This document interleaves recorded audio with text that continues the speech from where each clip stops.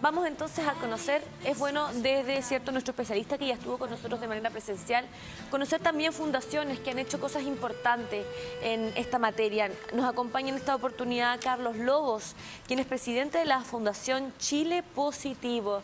Ya está en esta conexión con nosotros aquí entonces, en vivo y en directo. ¿Cómo estás, Carlos? Es un placer tenerte aquí junto a nosotros esta mañana. Hola, bien, ¿y tú qué tal? Muchas gracias por la invitación. Es súper bueno poder transparentar todo el trabajo que se realiza en fundaciones como la que tú lideras, y me gustaría partir analizando cómo es que comienzan con este gran desafío social el 2014, ¿verdad? Donde el equipo fundacional identifica estas grandes falencias con respecto al VIH. Sí, correcto. Mira, el 2014 parte del equipo fundacional, como bien señalas, realizamos un estudio para Naciones Unidas respecto a barreras en el acceso a la salud sexual reproductiva en Latinoamérica y lo presentamos en Brasil. Eran estudios enfocados en población joven y en ese encuentro en Brasil habían organizaciones de personas jóvenes de toda la región de Latinoamérica y de Chile no había ninguna organización. Entonces ahí nos quedamos un poco con esta duda de si es que existían o no organizaciones de personas jóvenes en ese entonces, estamos hablando de hace hartos años acá, que se hicieran cargo como del tema de la prevención, de educación en torno al VIH. Y llegamos a Chile y nos dimos cuenta que no existían esas organizaciones, habían fundaciones, ¿cierto?, que llevaban décadas trabajando en VIH, pero no estaban lideradas por personas jóvenes. Entonces formamos equipo a fines del 2014, principio del 2015 y empezamos a trabajar hasta que oficialmente en el 2016 nos constituimos como una organización sin fines de lucro y a partir de ese entonces hemos estado trabajando en distintas líneas, educación, acompañamiento, hoy por hoy salud mental, asistencia jurídica, y por ahí empezamos a ampliar un poquito los servicios de la fundación. ¿Cómo ha sido la evolución desde el 2014 y cuál es el equipo que los ha ido acompañando en este importante trabajo también? Sí, mira, la evolución ha sido bien bonita, ha sido un crecimiento porque finalmente es como un proyecto que parte con un grupo de amigos, se empiezan a sumar familiares, conocidos, ¿cierto? Y finalmente, claro, empezamos a tener cierto impacto como a nivel regional en región metropolitana, se empiezan a sumar voluntarios y voluntarias de estudiantes del área de la salud, tecnólogos médicos, matronas, ¿cierto? Y de a poquito también empezamos a hacer alianzas con otras organizaciones como universidades de la región, el Ministerio de Salud, y empezamos a articular trabajo para empezar también a tener un impacto mayor. Al principio nos enfocábamos en hacer cuestiones del tipo prevención, entrega de preservativos, ¿cierto? Y hoy por hoy ya hay proyectos que son más grandes, hacemos estudios a nivel nacional, podemos hacer operativos de test rápido extramuro que se hacen en distintas regiones del país, y entonces por ahí hemos visto que la Fundación ha crecido en cuanto a el nivel de proyectos que tenemos, así como también en la cantidad de personas que forman parte de la organización. Es poderoso porque parten con un grupo de amigos con ganas de poder ayudar, pero luego ya comienzan a crearse alianzas y comienza a pasar el tiempo. ¿Cuál es la importancia también de comprometer instituciones tan importantes como las distintas universidades para poder realizar estudios y proyectos que vayan a la vanguardia de todo este tema? Mira, para nosotros es súper importante poder generar alianzas con institutos, con colegios, con universidades, así como también con el sector privado y evidentemente con, en este caso, el Ministerio de Salud. Principalmente trabajamos con universidades y colegios porque las tasas de transmisión en Chile se concentran en población adolescente joven, entonces por ahí intentamos llegar no tan tarde en cuanto a la prevención, considerando que en los colegios se hace poca educación sexual integral. Entonces intentamos abarcar desde enseñanza media para adelante para poder llegar en una hora correcta en cuanto a hacer la educación sobre el VIH, la prevención, también como eliminar ciertos mitos que existen aún en el año 2021, a puertas del 2022, mitos súper antiguos como que la picadura de zancuda transmite VIH, aunque no lo creamos. Hay un porcentaje importante de la gente que lo sigue pensando, o que, no sé, pues, por compartir un vaso de bebida, un plato de comida, va a haber algún tipo de transmisión y el riesgo es cero. Entonces, tratamos de trabajar todos esos temas desde esas edades. Claro, ¿cuál es la importancia, como tú mismo mencionas, acerca de la educación en colegios? Desde pequeños poder hablar sobre este tema. Mira, yo creo que hay varios puntos. En primer lugar, tenemos que efectivamente en los colegios hay muy poca educación sexual integral y por lo general está basada desde un enfoque del riesgo de cuáles son los problemas que me puede traer el no utilizar condón, por ejemplo, un embarazo no deseado, una ITS. pero nunca se habla como desde el foco del placer o los derechos sexuales reproductivos de las personas. Entonces por ahí hay un cambio de paradigma que nosotros como fundación lo hemos adoptado y a partir de eso también hacemos educación. En otra línea, la educación que hacemos no solo tiene relación con cómo yo prevengo el contraer VIH u otras ITS, ¿cierto? No olvidemos que el VIH es solo una infección de transmisión sexual, hay un montón más, sino que también apunta a cómo sociedad enfrentamos el tema del VIH y cómo eso también va a tener impacto en la no discriminación si es que yo manejo información correcta, cómo voy a poder vincularme con personas que viven con VIH sin hacerles sentir mal, sin aislarlas, sin discriminarlas, porque Chile es un país que tiene altos niveles de estigma y discriminación hacia las personas que viven con VIH. Eso lo vamos a estar trabajando también en un espacio que viene después con una especialista. Yo en realidad quiero saber todo acerca de esta fundación y poder repasar también los principales ejes de acción que tienen, que han ido trabajando, ¿cierto?, de menos a más desde este 2014 hasta la fecha, sobre todo hoy día en un contexto de pandemia donde claramente me imagino que no ha sido fácil para ustedes. No, mira, el 2020 fue un año complejo, fue un año difícil en cuanto a el poder hacer trabajo presencial, un trabajo en terreno que básicamente se suspendió durante el 2020, claro, como por temas de restricciones sanitarias y también por un tema de cómo conseguir los financiamientos que por lo general se daban a través de proyectos que eran de aplicación en terreno y que durante el 2020 no existieron. Entonces fue un año difícil. Pero también fue una oportunidad de hacer reingeniería de los servicios y en el fondo las cosas que hacemos prestaciones como fundación. Nuestras líneas de trabajo son tres principalmente: acompañamiento, donde a las personas que hacen consultas por redes sociales, por ejemplo, a través de correo electrónico, se les da respuesta a lo que necesiten, cómo hacerse el test, qué pasa si soy persona inmigrante, cómo accedo a los servicios de salud, traigo un diagnóstico VIH desde otro país, cómo accedo en Chile a tratamiento, etcétera, etcétera, etcétera. Está el área de educación, donde principalmente hacemos capacitaciones en cuanto a VIH, lenguaje, discriminación, estigma, derechos sexuales reproductivos, que eso va dirigido a docentes, profesionales del área de la salud, bueno, público en general también que lo quiera tomar. Y también está la línea de incidencia política, donde tratamos de trabajar en algunos temas con tomadores y tomadoras de decisiones, y también por ahí ampliamos este año recién el área de asistencia jurídica, que ha sido súper bueno porque hemos tenido casos de vulneración de derechos de personas que viven con VIH y por ahí nuestro equipo de asistencia jurídica ha podido prestar asesorías. Y durante el 2020, también súper cortito como para que no quede fuera, que fue una cuestión muy importante del año pasado, es que finalmente lanzamos online, una cuestión que queríamos hacer presencial, el programa de salud mental.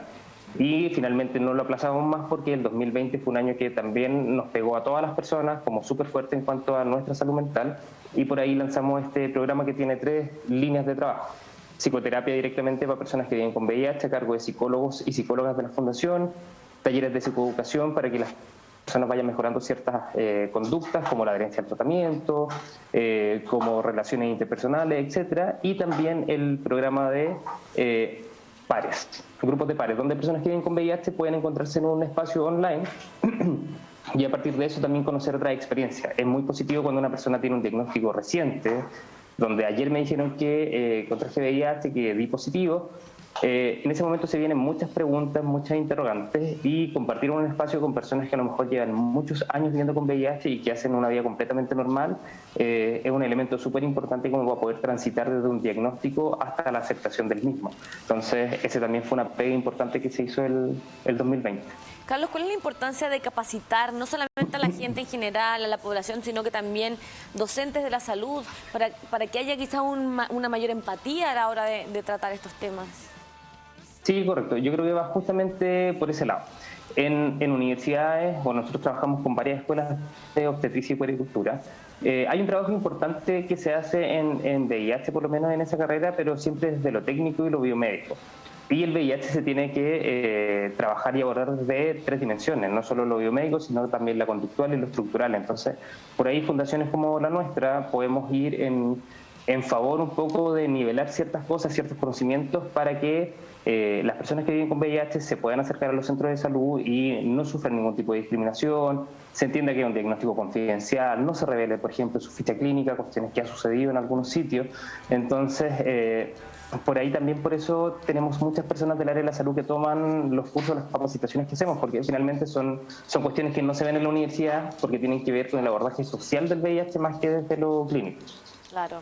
Ahora, también me gustaría hablar acerca de aquellas intervenciones públicas que se han ido realizando antes de la pandemia. No sé si ya las han retomado nomás, porque obviamente en este contexto ha sido súper difícil salir, pero para poder promover, para poder acercar a la gente, ¿qué cosas se han ido realizando? Ya mira, desde que se levantaron un poquito las restricciones sanitarias, en los equipos regionales, desde Antofagasta hasta Temuco, han podido hacer intervenciones en terreno, desde intervenciones chiquititas como algunas charlas concentradas para algunas, no sé, juntas de vecinos o agrupaciones que han pedido ciertas capacitaciones, las entregas de kits de prevención, que en el fondo ahí se entregan folleterías, condones internos, condones externos, lubricantes, que son elementos de prevención del VIH y otras ITS. Y también hemos podido realizar operativos extramuro de testeo rápido de VIH, principalmente en la región metropolitana y en la región de Aysén. Y ahora esta semana también vamos a estar haciendo estos operativos donde podemos testear a lo mejor 100, 150 personas en una jornada, para ampliar un poco la pesquisa de aquellas personas que viven con VIH pero que no conocen su estado serológico. Por eso también es tan importante el poder hacer estas intervenciones en terreno, de modo que esa brecha entre las personas que viven con VIH pero que no conocen su diagnóstico se vaya cortando. ¿Cómo es el feedback con la gente al hacer estas intervenciones? Ya mira, la gente responde bastante bien, pero sí hay diferencias que responden a la ubicación geográfica, y eso es una cuestión que hemos podido ir diagnosticando en la medida que han pasado los años. En región metropolitana, por lo menos, y un poco para el norte, hay una mejor respuesta en cuanto al test rápido, ¿sí? La gente se acerca, pide información, pide condones, pide lubricantes, hace el test y súper bien. Pero entre más al sur nos vamos, de repente hay cierto como resquemor de hacerse el test, y por ahí tiene que ver con varias cosas. Por ejemplo, bueno, lo que van a tocar más adelante, que tiene que ver con la percepción que tiene la gente del VIH. Hay una baja percepción del riesgo en algunas poblaciones que dicen eso no me va a ocurrir a mí, sino que le pasa solo a ciertas poblaciones, y por ahí cae en un error, ¿cierto?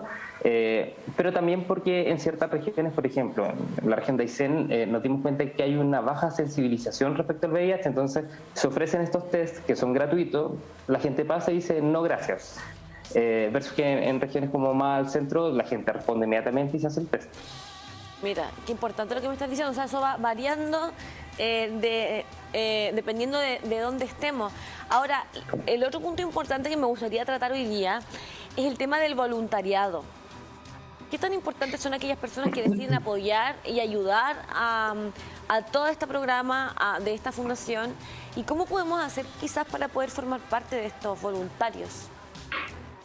Ya, mira, yo creo que para todas las organizaciones de la sociedad civil, donde finalmente los equipos centrales son más bien acotados, el voluntariado juega un rol principal, así es fundamental.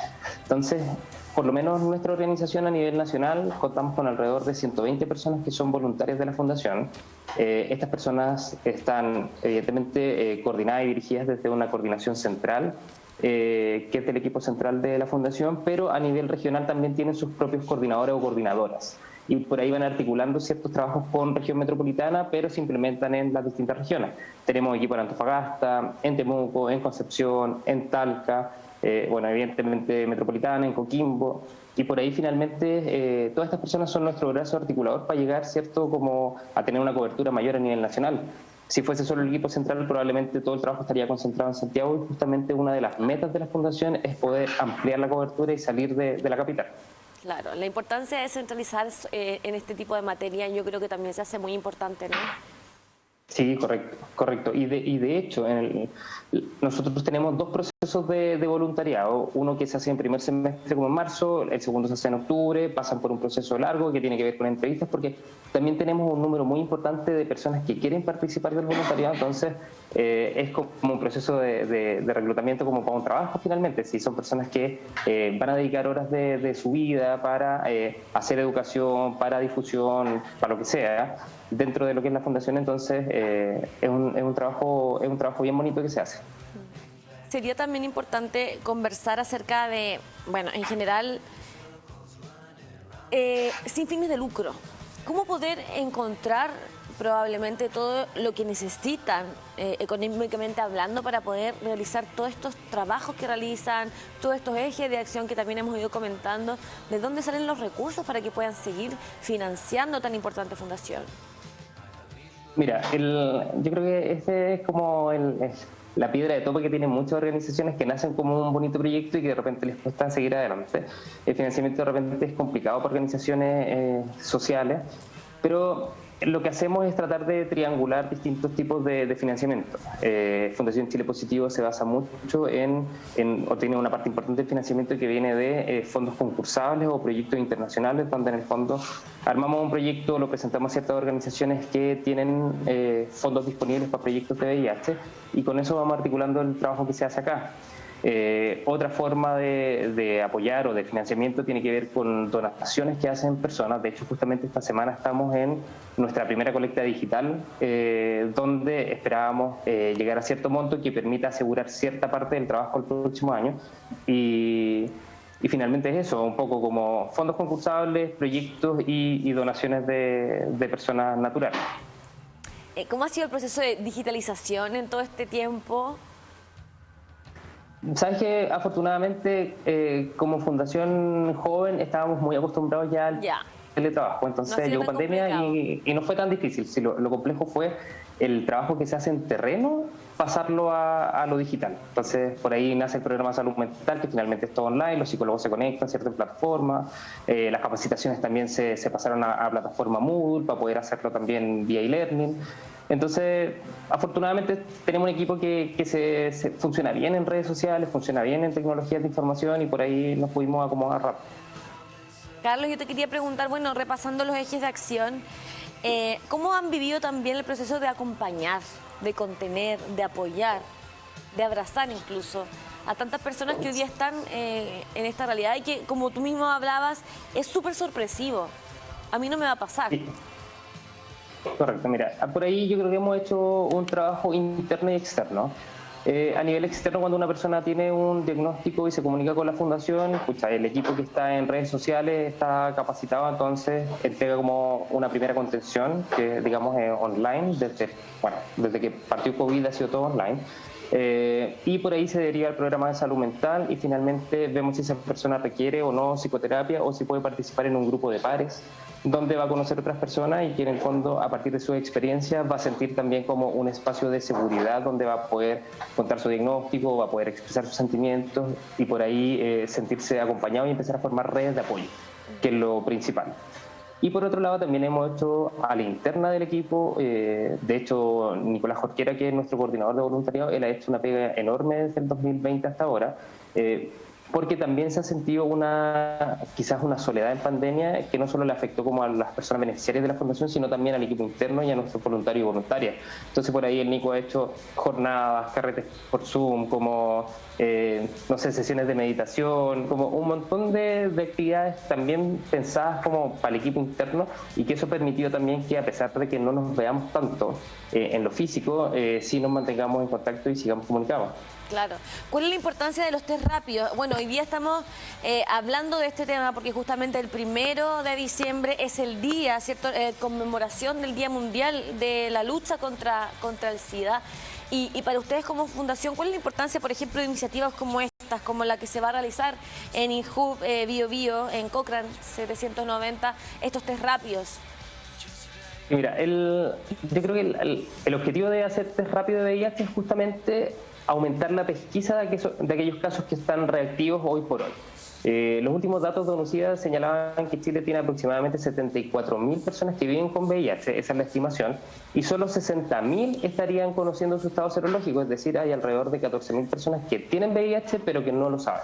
Entonces, tener jornadas como la que hace INFU, como la que hacemos nosotros como fundación, la que hacen otras organizaciones de testeo masivo de VIH, es súper importante porque las personas pueden tener un diagnóstico que es súper confiable y que el test demora 15 minutos y tiene un periodo de ventana de 21 días. Entonces, si una persona tuvo una situación de riesgo hace 20 días, se puede hacer el test y saber si contrajo o no VIH.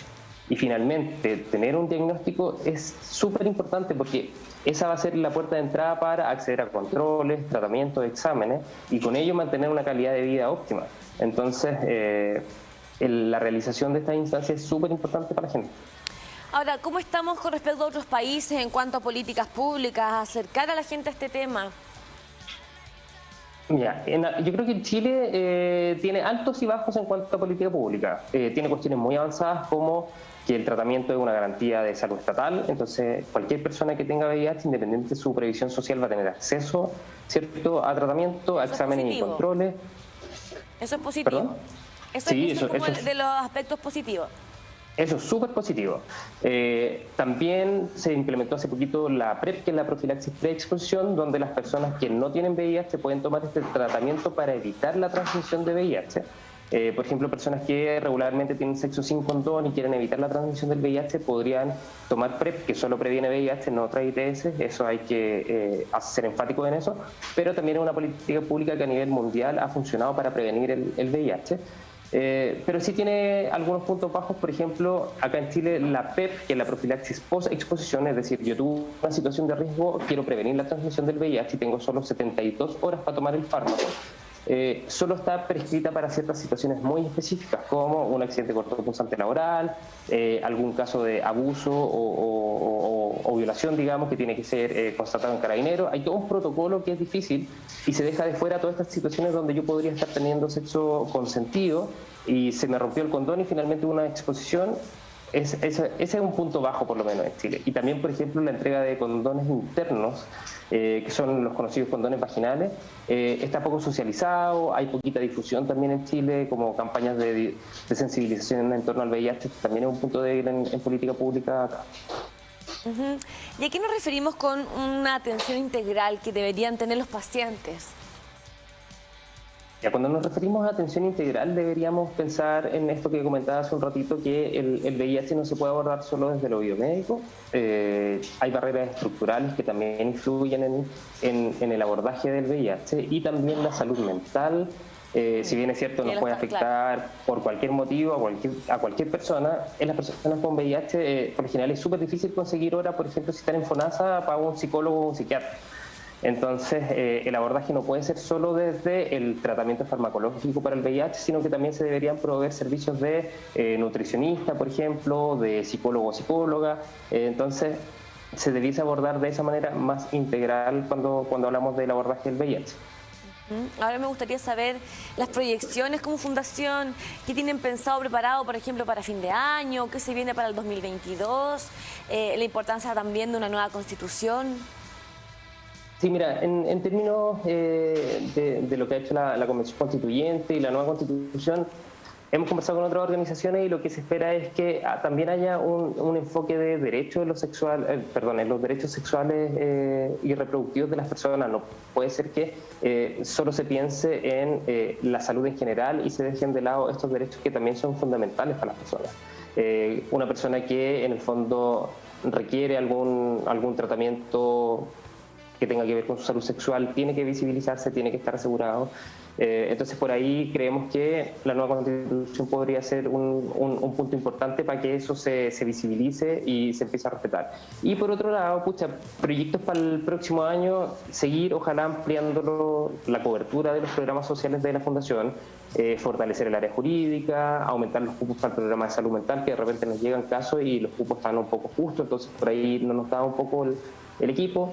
Y para fin de año, de aquí a diciembre, ya estamos así como full agendados entre actividades de campañas, entrevistas, charlas. Esta semana tenemos 3 operativos de testeo rápido en Quinta Región y Metropolitana, entonces estamos con hartas cositas, pero eso también nos mantiene súper activos en cuanto al trabajo, así que estamos felices.